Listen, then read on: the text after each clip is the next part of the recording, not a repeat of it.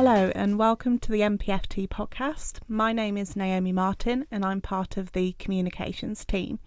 Today I am joined by Victoria, or Vicky Campbell, and she's a Respiratory Nurse Consultant doing fabulous work in the Trust around respiratory care, but then also on a national level as well. So hi Vicky. Hi, thank you. Great to have you here today. Yes, thank you for inviting me along. I'm really excited to be able to talk about what we're up to in respiratory and what I'm doing. Brilliant. Okay, so starting off, I have no background in respiratory care. So what is respiratory care? So respiratory care is a bit of a tricky thing to sort of describe, really. In terms of what we're doing in the community respiratory team, is we're just trying to really help people living with symptoms of various respiratory illnesses, trying to tease out what's causing them trouble, see if we can work out if they're receiving the best treatments, trying to point them in the right direction so that they're able to use those treatments or understand why those treatments are helpful, and giving a bit of lifestyle advice as well, but also trying to help other respiratory professionals so that, or general professionals, so that they can also give the best practice to people who may have respiratory symptoms or illnesses that are causing them problems. Yeah. Brilliant. Okay. And what made you get into respiratory care and wanting to work in this area? I've been a registered nurse now for 31 years. This will be my 32nd year coming up, which is absolutely flown by.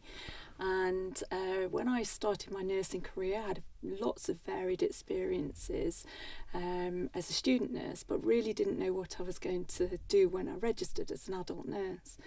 And I ended up working in emergency portals at a few different hospitals. I did seem to particularly enjoy people or helping people who were experiencing problems with their breathing. Many reasons for people having breathing problems. I worked my way through a few layers of career and ended up being a ward sister at one of the local hospitals, and then over time became a specialist nurse in the field of respiratory, but very hospital-based care. And then a few years into that, I moved to the community, and what was or has now become Midlands Partnership Trust. It's had a few different names over the years, but realised that there was an opportunity to help people closer to where they live and support people with their GPs to hopefully prevent hospital admissions, but also to make sure that if they've been into hospital that they're recovering well. And I think that was the foundations of where I am today, really, very much focused on what we can do better and hopefully prevent some ill health along the way as well. Yeah, wow, that sounds like an amazing journey into kind of where you're at now. And you've really kind of grown over the years is what that kind of says to me. So kind of on a national level, how have you been brought into that picture of things? Yeah, so that was a really exciting opportunity. I got an email that had been posted through various respiratory networks that I'm in contact with, and Asthma and Lung UK are an amazing charity. They've been around for a while. They've had a few name changes, but essentially they're very much focused on what we can do better for our respiratory people with respiratory conditions. Mm-hmm. And they'd been looking at some of the other areas of long-term conditions where they've had success, such as Diabetes UK, British Heart Foundation, things like that, and realised having some key voices of expertise actually helps improve the agenda.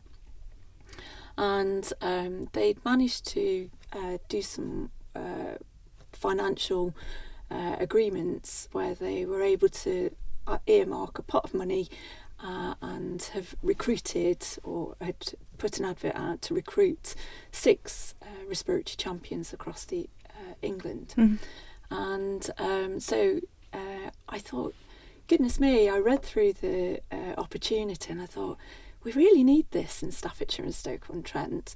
And I'm quite noisy, actually I'm going to go for it, because I would really like to see an opportunity where we can influence practice, get the support of a fantastic organisation to shine a spotlight on Staffordshire and Stoke-on-Tent. And I wasn't feeling particularly confident. I thought hundreds of people are going to apply for this, and hundreds did. And then I got shortlisted, and I thought, right, I'm naturally optimistic. I'm going to go into this believing that I am good enough to do this.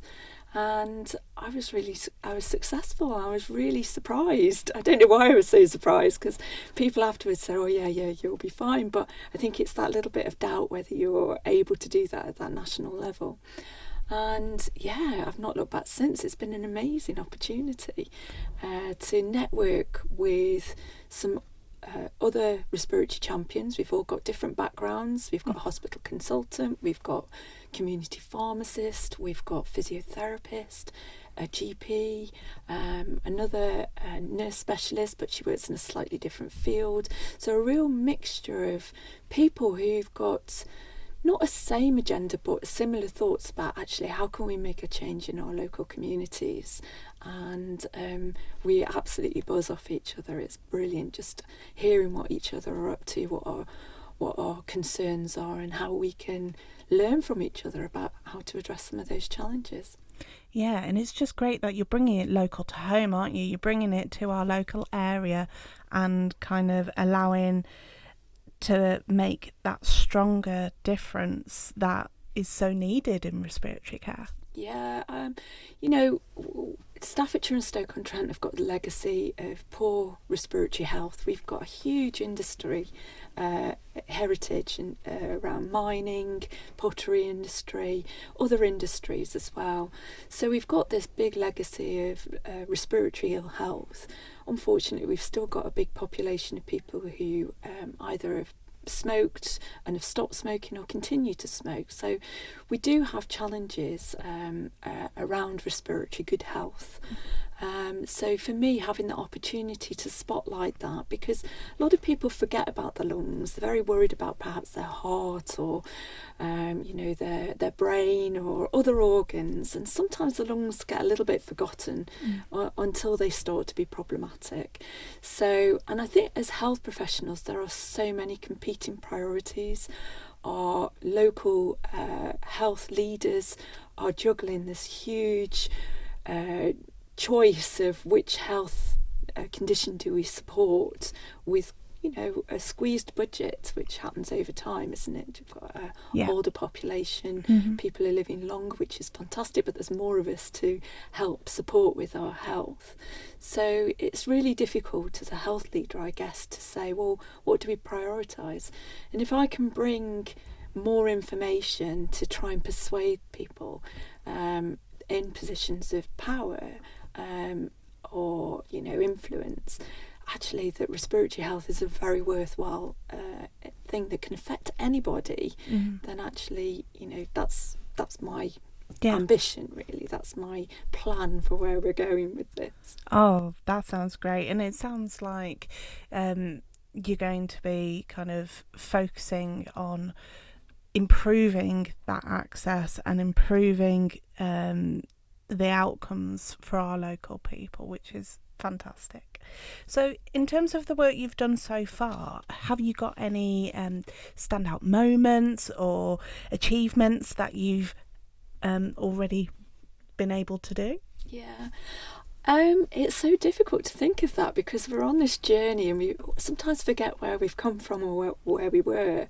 I think when I started in the community and we started to chat as a team, my focus or my challenge to everyone is where we are now is not where we're going to be in 6 months or 12 months or even 5 years, because this is an evolving situation constantly in the health service. So when we reflect back, sometimes we forget where we started and where we're going to. Some of the successes that we have a fantastic relationship with our local Breathe Easy group in North Staffordshire. They've been around for 20 or so years, and I've been supporting them for most of that period of time as being a contact as a health professional. So I feel really proud that we've got that good patient people partnership with health professionals, which really help us stay focused as well. some of the data that we're producing nationally for our outcomes is a really good way of thinking about success, although data doesn't always describe the actual patient journey. But the fact that we're able to submit that around things like pulmonary rehab, pulmonary rehabilitation is an exercise program that we offer people who are experiencing breathlessness to really help deal with their symptoms of breathlessness, build their confidence, build their strength, and hopefully reduce their feeling of breathlessness. We give them support around education and knowledge so that they feel empowered to be able to look after themselves much better. But actually we've been able to continue that, and we had some real setbacks with COVID where we weren't able to do face-to-face groups and things like that, but we were able to keep that contact going with that population. We moved to digital formats quite quickly so we could continue those exercise groups, but being able to continue that, and despite ever increasing numbers of referral, being able to meet the needs of that population, keep those groups going, look at how we deliver that care so that we're able to maximise the amount of people who get access to that support and that growth and that improvement in their health and well-being. I feel really proud of that. But also for the growth within the team. There's been a lot of learning in the team. The team members are really keen on their development, and that's important because there's so many new bits of technology or new knowledge constantly being generated through respiratory research, and how we get that to our front line so that our population immediately benefits from that. And the team have really embraced that, so I feel very pleased about that success that we see. Yeah, it's great that you've got such an innovative team kind of working with you to achieve these goals that you've got, and making sure that you're person-centred in how you're delivering care, and making sure that you aren't static in the care that you're giving, that you're thinking about the recent developments that you've had to kind of improve those outcomes further, and kind of taking that learning on board sounds really great. Yeah, I think it's part of that network though, isn't it? I'm in a position where I have the opportunity to just pop my head up away from some of the frontline stuff and hear about what other areas are doing, what are our neighbour counties offering, why are they being successful with that, what can we learn from that, looking at what some of the national challenges are, being able to attend big events, meetings, conferences, hear what the new research is, but also what the future thinking could be, and feeling empowered. The organisation supports me with that, and now Asthma and Lung UK also do this as well. And being able to sort of have a think about that, reflect on that, bring that back here, and then share it within our own immediate networks and say, I came across this. Is this something we could think about? I've heard this good practice. What do we think we could do here? And just be in that constant curious position to hear about ideas and bring them back, and then network and network with people who it doesn't seem obvious to network with, and hear about what do you do around respiratory care, and do you meet people who are experiencing breathlessness or asthma or things like that? What can we do differently, and spark ideas with them, which then spark your ideas. Because things are interlinked, aren't they, all the time? Yeah. People with respiratory illnesses are across the whole spectrum, from very young childhood right into older age, and across any speciality. You will come across somebody who may have a respiratory condition. So yes, it's that it fits everywhere. Yeah, no, that's great. So in terms of challenges then, on the other foot, we know that respiratory illness is a major health issue in the UK. So what are some of the biggest challenges that you're facing with your team to improve that care, and how are you advocating that change then? Yeah, that's a really big question, a really good question.